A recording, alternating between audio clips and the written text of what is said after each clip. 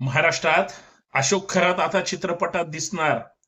चाकणकर सुद्धा चित्रपटात दिसणार. म्हणजे खरातनं जे काही कारनामे केले ते प्रत्यक्षात तुम्हाला घराघरात परत एकदा दिसणार. मोठ्या थिएटरमध्ये दिसणार. कारण अशोक खरातची भूमिका तो स्वतः चित्रपटात करणार आहे. फक्त त्याच्या जागेवर हिमेश रेशमिया दिसणार आहे. रुपाली चाकणकरांच्या जागेवर दीपाली सय्यद दिसणार आहे.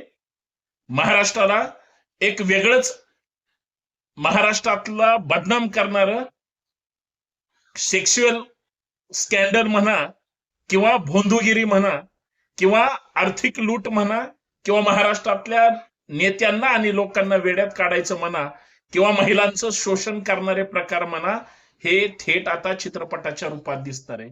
कोण दीपाली सय्यद, कोण हिमेश रेशमिया, ही तीच लोक आहेत जी चित्रपटात आणि इतर ठिकाणी काम करतात, वेगळ्या वेगळ्या रियालिटी शो मध्ये काम करतात. हिमेश रेशमिया तर इतका तज्ञ माणूस आहे की तो अश्लील चित्रपटात किसिंग सीन आणि त्या किसिंग सीन मधून प्रणय क्रीडा जो प्रत्यक्षात पडद्यावर तुम्ही आजपर्यंत बघत आलेला आहात, ती परत एकदा अशोक खरात त्याच्या ऑफिसमध्ये, त्या ऑफिसच्या टेबलवर कशा पद्धतीनं सगळी कांड करायचा. आता मला त्या दिग्दर्शकाचं खरंच कौतुक वाटतं आणि हे सगळं महाराष्ट्र उघड्या डोळ्यांनी पाहणार आहे.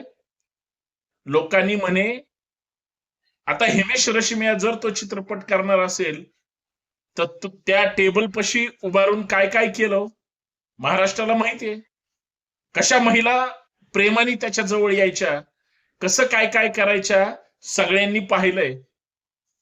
चांगलंय वाईट आहे मला माहित नाही, परंतु ते चित्रपटाच्या निमित्तानं महाराष्ट्रासमोर येणार आहे. पण इथं मात्र पॉज आहे. त्याचं कारण आहे, सर्वप्रथम तुमचं या शिवाजी व्लॉग आपल्या हक्काच्या युट्यूब चॅनलवर एक असा व्लॉगच घेऊन आलो मी की हे महाराष्ट्रात काय घडतंय.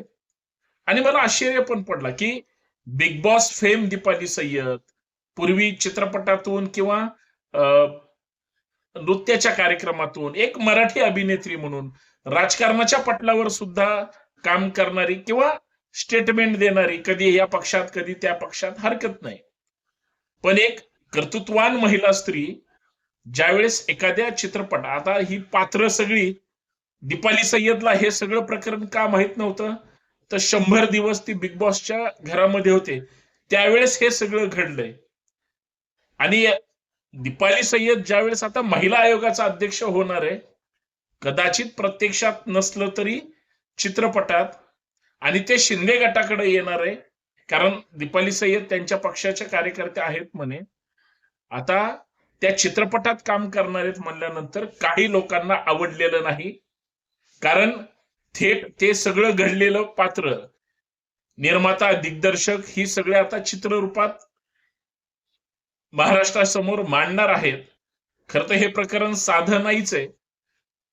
टेबल कार्यक्रम जग जाहीर झालेला आहे, पण आता या चित्रपटाला विरोध म्हणून दीपाली सय्यदनी ती भूमिका करू नये म्हणून त्यांना धमक्या देण्यात आल्या असं सुद्धा कळलं.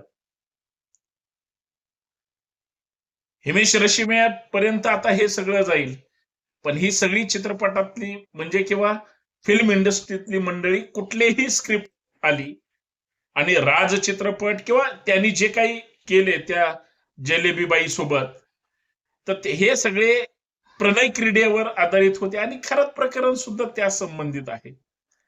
फक्त आता त्या हिमेश रेशमिया किसिंग सीन मध्ये फेमस आहे, इथं मात्र आता काय होतंय हे त्यांनाच माहिती.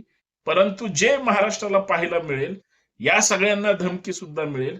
तो दिग्दर्शक, ती सगळी टीम, चित्रपटाची शूटिंग, मग ती खोली, मग ते ऑफिस, मग त्याचा पीए, मग तो टेबल, मग अशोक खरात, मग त्याचे सगळे कांड, मग परत त्याचे भक्त, मग त्याचं ट्रस्ट, मग महिला आयोगाच्या अध्यक्ष त्याचे पाद्यपूजन करार, त्यांना त्याचा वाढदिवस आला की केक खाऊ घालणार, आणि अशोक खरात पॅरोलवर किंवा जामिनावर सुटून आला रे आला.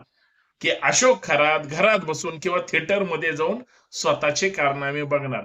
काय चमत्कार आहे. अशोक खरातला जामीन मिळाल्यानंतर तो हा चित्रपट पाहणार का? त्यानं जो रंगरलिया जे काय आनंद लुटलाय त्या सगळ्या गोष्टीचा, चित्रपट तो किती चालेल माहित नाही, पण चोरून लोक खूप बघतील. अशोक खरातचे कारनामे बघायला थिएटरमध्ये लोक जाणार आहेत असं जर कुणाला वाटत असेल तर त्याचे कारनामे लोकांनी मोबाईलवर बघितले. पण ज्या पद्धतीनं हा विषय चालला गेला, या सगळ्या ह्याच्यामध्ये एक गोष्ट लक्षात घेणं गरजेचं आहे की हे सगळं महाराष्ट्रासाठी किती वाईट आहे, पण काय काय पात्र दाखवले जातील, कोण कोण दाखवलं जाईल, ज्या ज्या स्क्रीनवर कोण कोण मंडळी, त्या त्यावेळेस लोक म्हणतील अहो का हा 1 नंबरचा व्हिडिओ, हा 5 नंबरचा व्हिडिओ, हा 8 नंबरचा व्हिडिओ, हा 20 नंबरचा व्हिडिओ, हा 55 नंबरचा व्हिडिओ, हा 58वा व्हिडिओ. हिमेश रेशमिया थकून जाईल, पण हे प्रकरण नाही थांबणार आणि मग पोलीस कस्टडी आणि ते सगळं. आणि अशोक खरात 3 तासाच्या या चित्रपटानंतर म्हणेल अरे मी तर किती दिवस किती वर्षापासून हे सगळं करतोय, ह्याने 3 तासात हा सगळा विषय संपवला, हे काय मला मान्य नाही. याचा पार्ट 2 सुद्धा येऊ द्या. तुम्हाला काय वाटतंय, मी जे म्हणतोय ते असं घडेल की असं घडलं पाहिजे? पण महाराष्ट्राला काय बघायला आवडेल काही सांगता येत नाही. बघूया काय होतंय ते. आपलं मात्र या सगळ्यावर लक्ष आहे आणि आपली भूमिका स्पष्ट आहे. अशोक खरात आणि त्याचे जे कोणी चेले चपाटे असतील किंवा महाराष्ट्रातलं गाजलेलं प्रकरण आहे, मग ते राजकारणाच्या अंगाने दाखवतात, भोंदूगिरीच्या अंगाने दाखवतात की या म्हणजे सेक्शुअल स्कॅन्डलच्या निमित्तानं दाखवतात, हा येणारा काळ हे करेल. पण असे प्रकार परत होऊ नये म्हणून अशांना कठोर शासन झालं पाहिजे आणि अशांना कठोर शिक्षा झाली पाहिजे. ज्यांचं लैंगिक शोषण किंवा इतर सगळ्या गोष्टी झाल्यात त्यांच्या तक्रारी घेऊन अशा नराधमांना कठोर शासन पण झालं पाहिजे. पण त्याला ज्यांनी मदत केली त्यांना नुसतं बोलवायचं आणि सोडून द्यायचं असं पण झालं नाही पाहिजे. उद्या सरकारनं परत त्या चाकणकरांना महिला आयोगाचं अध्यक्ष केलं किंवा दीपाली सय्यदला चित्रपट पटात अध्यक्ष केले म्हणून जर कंटिन्यू राज्य सरकारने दिलं तर आश्चर्य वाटायला नको. म्हणून कायदा श्रेष्ठ आहे की भोंदूगिरी हे पनिशमेंट करूनच कळलं पाहिजे. तुम्हाला काय वाटतं? चित्रपट कसा असेल लवकरच कळेल. धन्यवाद. शिवाजी व्लॉग वर इतर व्हिडिओ सुद्धा असतात, नक्की पहा. चॅनल सबस्क्राईब करा. व्हिडिओ पूर्ण पाहत चला.